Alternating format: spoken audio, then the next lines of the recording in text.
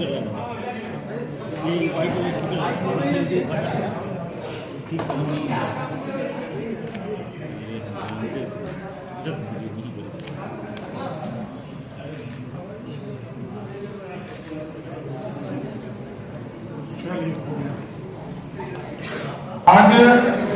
बिहार के बजट को प्रस्तुत मैंने किया। आदरणीय नीतीश कुमार जी के नेतृत्व में, उनके मार्गदर्शन में, उनके कुशल नेतृत्व में हमने वित्तीय वर्ष 2025-26 के लिए 3,17,000 करोड़ का बजट पेश किया। इसके साथ साथ जो पिछले वित्तीय वर्ष का बजट था, उस आकार को की जो बढ़ोतरी हुई 2,78,725 करोड़ से बढ़ाकर 38,169 करोड़ रुपया अधिक हम लोगों ने इसमें करने का काम किया। जहां 2024-25 के बजट में वार्षिक स्कीम का बजट जो था, प्लान हेड में 1 लाख करोड़ रुपया था, उसको इस बार बढ़ाकर 1,16,750 करोड़ रुपया किया।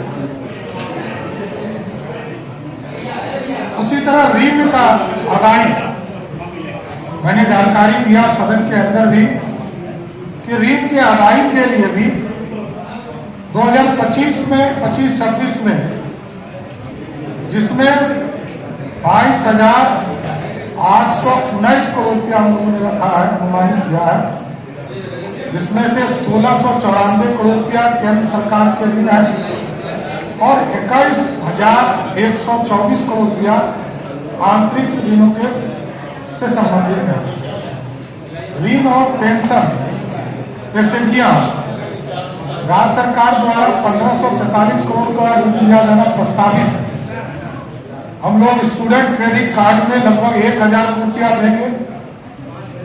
लघु उद्योगों के लिए 395 करोड़ रुपया, बिजली कंपनियों को 78 करोड़ रुपया, सरकारी कर्मचारियों को 39 करोड़ रुपया, परिवहन सेवा हेतु 30 करोड़ रुपया और पूर्व में दिए गए ऋण की वापसी से राज्य सरकार को 525 करोड़ रुपया की राशि प्राप्त होगी।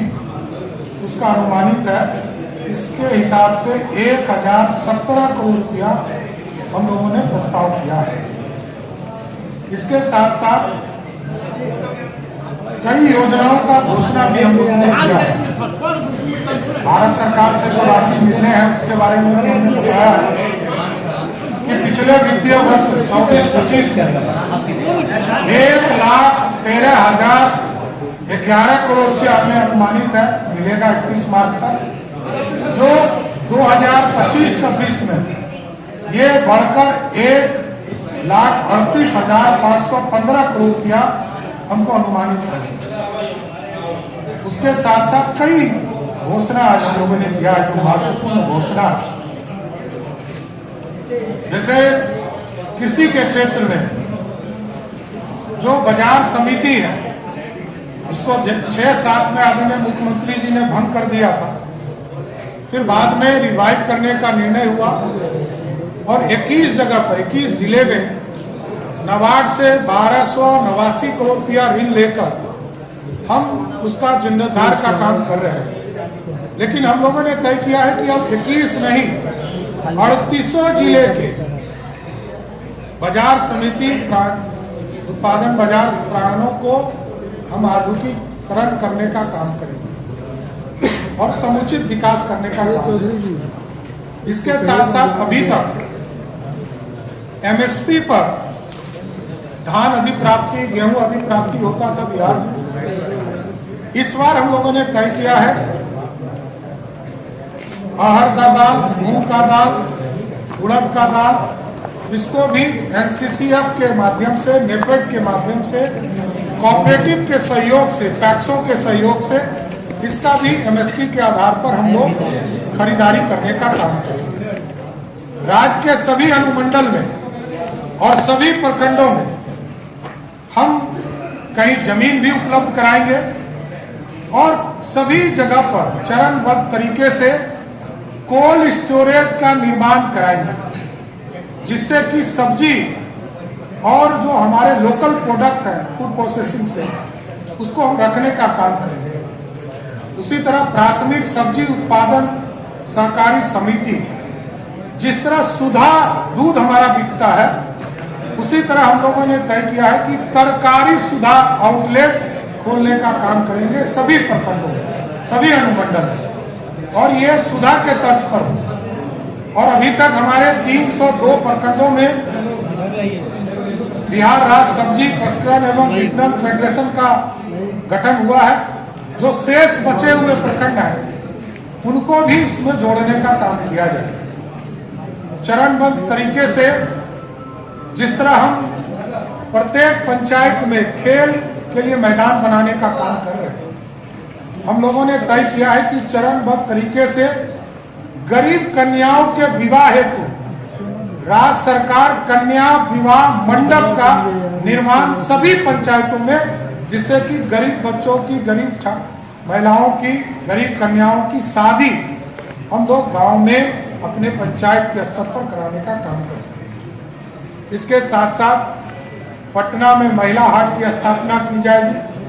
अन्य सभी बड़े शहरों में व्यापार जो हमारा स्थल है, वेंडिंग जोन जो है, वहां महिलाओं के लिए स्थल को चिन्हित किया जाए और वहां सिर्फ महिला ही उस वेंडिंग जोन में व्यापार करने का काम करेगी। उसी के साथ साथ प्रयोग के तौर पर अभी इसको हम लोग स्टार्ट करेंगे, चलंत व्यायामशाला जिम ऑन व्हील, इसको पटना में हम शुरुआत करेंगे, जिसका ट्रेनर भी महिला ही हो, दूसरा नहीं हो।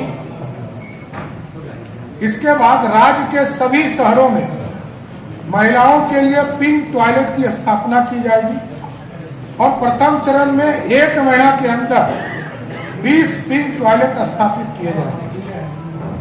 राज्य के सभी जिलों में जो बस स्टैंड है, इसका जीर्णोद्धार का काम किया जाएगा और चरणबद्ध तरीके से कई जगह हम लोगों ने अभी काम शुरू किया है, लेकिन सभी जिले के में चरणबद्ध तरीके से बस स्टैंड की स्थापना की जाएगी। और कई पॉलिसीज है हमारे, बिहार औद्योगिक निवेश प्रोत्साहन नीति, ये पुराना हो गया है, 2016 में आया था, इसको 2025 का हम लाने का ड्राफ्ट तैयार कर रहे हैं। अस्थायी वैकल्पिक ईंधन के लिए बिहार बायोफ्यूल्स उत्पादन प्रोत्साहन संशोधन नीति 2025 लागू करेंगे। उसी तरह किसानों के आय को वृद्धि करने के लिए बिहार खाद्य प्रसंस्करण नीति 2025 लाएंगे। फार्मास्यूटिकल के क्षेत्र में हमारे पास कोई नीति नहीं था, दवा यहाँ बनाया जा सके, इसके लिए पूरा एक नया पॉलिसी लाकर 2025 हम लागू करेंगे। प्लास्टिक पॉलिसी 2025 लाने का काम करेंगे। उसी तरह उद्यमिता को विकास के लिए जिन संस्थान जो हमारे यहाँ है, इसका जीर्णोद्धार करेंगे और सेंटर ऑफ एक्सीलेंस के रूप में इसको विकसित किया जाएगा। राज्य के सभी प्रमुख शहरों में कामकाजी महिलाओं के लिए हॉस्टल, विमेन हॉस्टल का निर्माण राज्य सरकार कराने का काम करेगी और इसके लिए भी एक नियमावली इसके लिए भी तैयार करने का काम किया जाएगा। हमारा पहचान गुड़ था, हमारे यहाँ गन्ना उद्योग के बढ़ावा के लिए, गुड़ के लिए सेंटर ऑफ एक्सीलेंस की स्थापना पूसा समस्तीपुर में किया जाएगा। इसी तरह जो प्रवासी मजदूर हैं, हमारे श्रमिक हैं, इसके लिए देश के कई स्थानों पर, हैदराबाद, बेंगलोर, मुंबई, दिल्ली एनसीआर, कोलकाता, गुवाहाटी, सूरत, लुधियाना, कोयम्बटूर, चेन्नई में प्रवासी सह निबंधन केंद्र, माइग्रेशन काउंसलिंग कम रजिस्ट्रेशन सेंटर की स्थापना किया गया। वर्तमान में अभी 534 ब्लॉक है पूरे प्रदेश में, जिसमें से 358 ब्लॉक में हमारे राजकीय डिग्री कॉलेज नहीं है। तो राज्य सरकार ने चरणबद्ध तरीके से डिग्री कॉलेज सरकारी अथवा निजी की स्थापना करने का सुनिश्चित किया।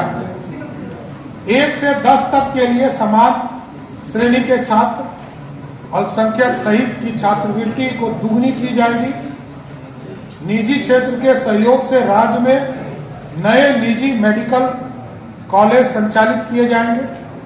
जो हमारे मेडिकल कॉलेज बने हैं उसको भी हम निजी भागीदारी से चलाने का काम करेंगे। जिस कॉलेज में दिक्कत होगी नए मेडिकल कॉलेज में, हम उसको चलाने के लिए निजी भागीदारी भी लेने का काम करेंगे।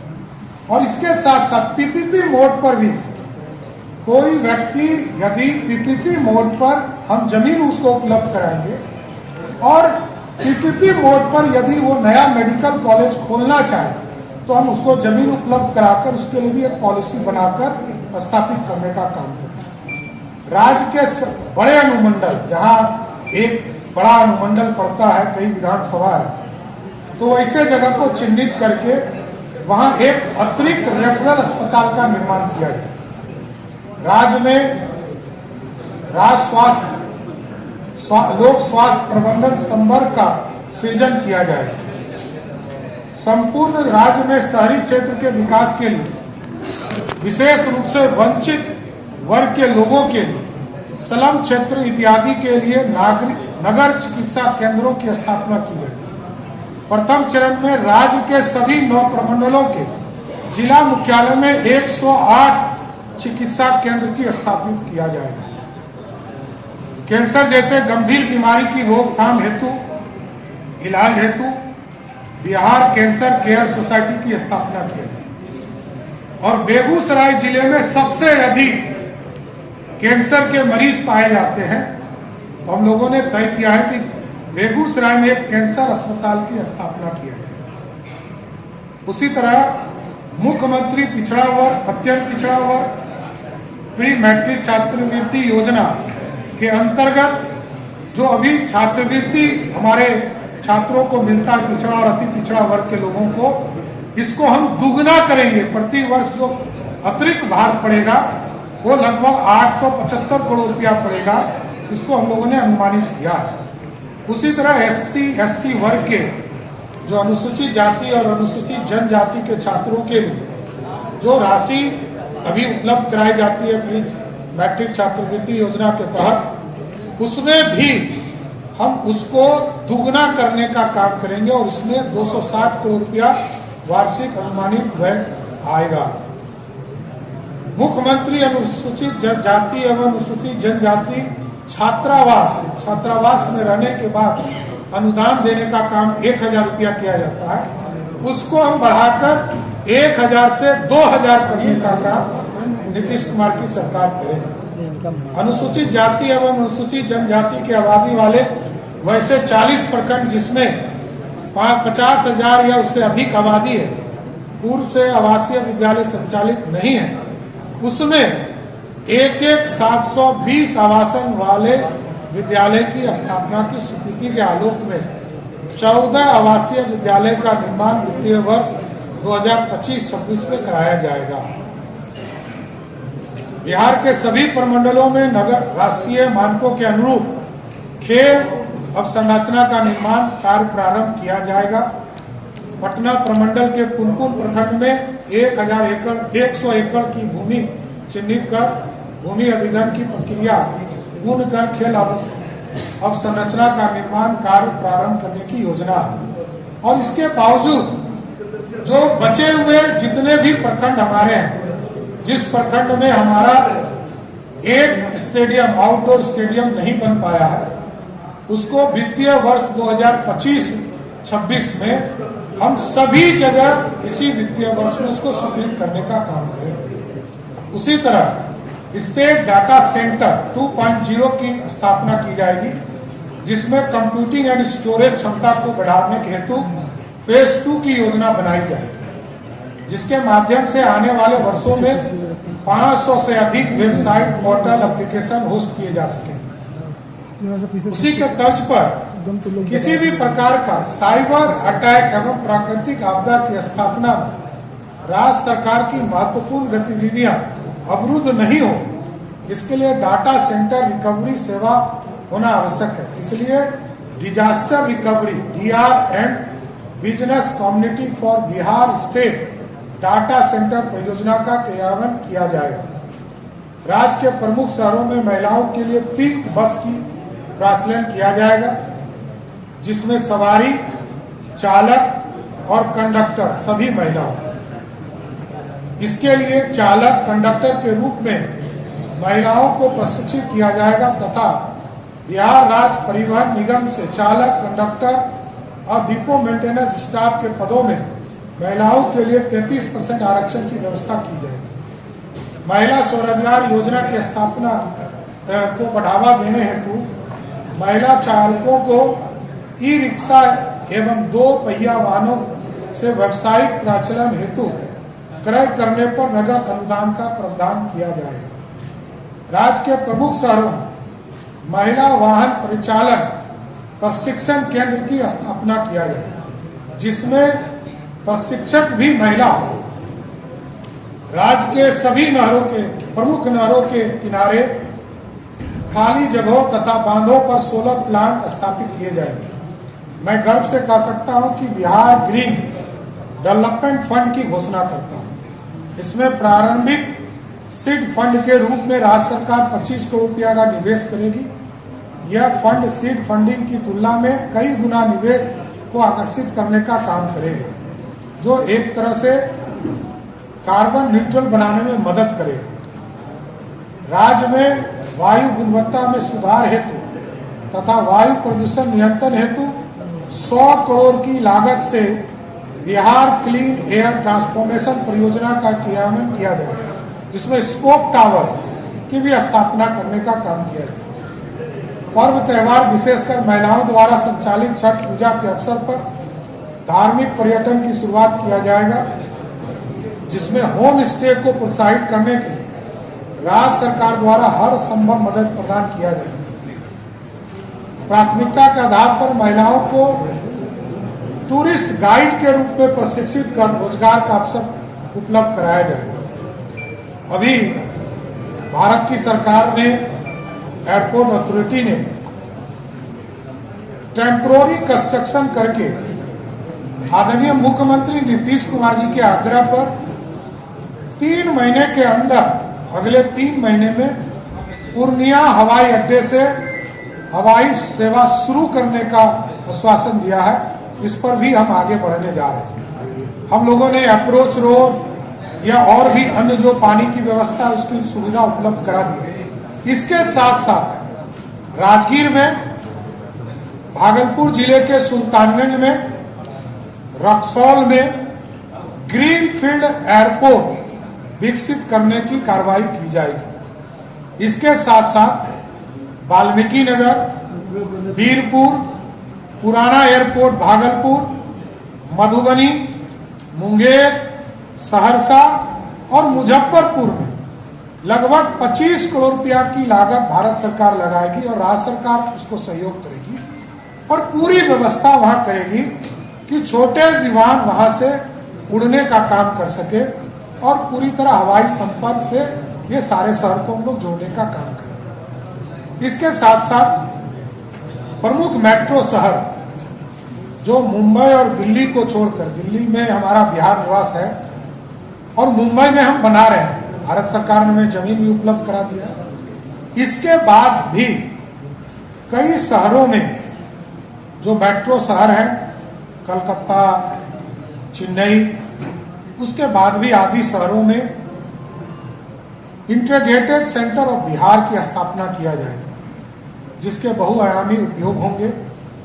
बिहार के पारंपरिक शिल्प, हस्तकला इत्यादि का प्रचार प्रसार होगा। बिहार की लोक कला संस्कृति के प्रसार के साथ साथ संस्कृति पर्व एवं त्योहारों का आयोजन होगा।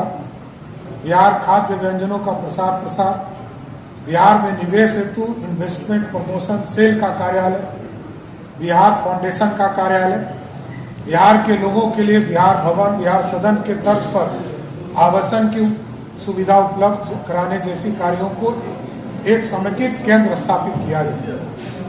महिला सिपाही, क्योंकि आप जानते हैं कि बिहार ऐसा राज्य है जहां सबसे ज्यादा महिला पुलिस कर्मचारी के तौर पर आदरणीय मुख्यमंत्री नीतीश कुमार जी के नेतृत्व में सभी लोगों की नियुक्ति हुई है, तो इनके आवासन सुनिश्चित करने के लिए राज्य सरकार द्वारा किराए पर आवास लेकर आवासीय सुविधा उपलब्ध कराई जाएगी। वित्तीय वर्ष 2025-26 अभी जो स्थिति है, आप देखते होंगे कि मौसम विभाग धीरे धीरे अच्छा काम कर रहा है। हम लोगों के प्रत्येक पंचायत में मौसम केंद्र बने हैं। इसको और ताकत देने के लिए, जो आपदाओं के जोखिम को कम करने के उद्देश्य के लिए multi hazard early warning system, hybrid Doppler weather radar network के निर्माण का प्रस्ताव है। इस हेतु प्रथम चरण में पश्चिमी चंपारण जिला तथा भागलपुर जिला में इसकी स्थापना किया जाए। इसके साथ साथ अभी जमीन के निबंधन का एक महत्वपूर्ण कार्य है।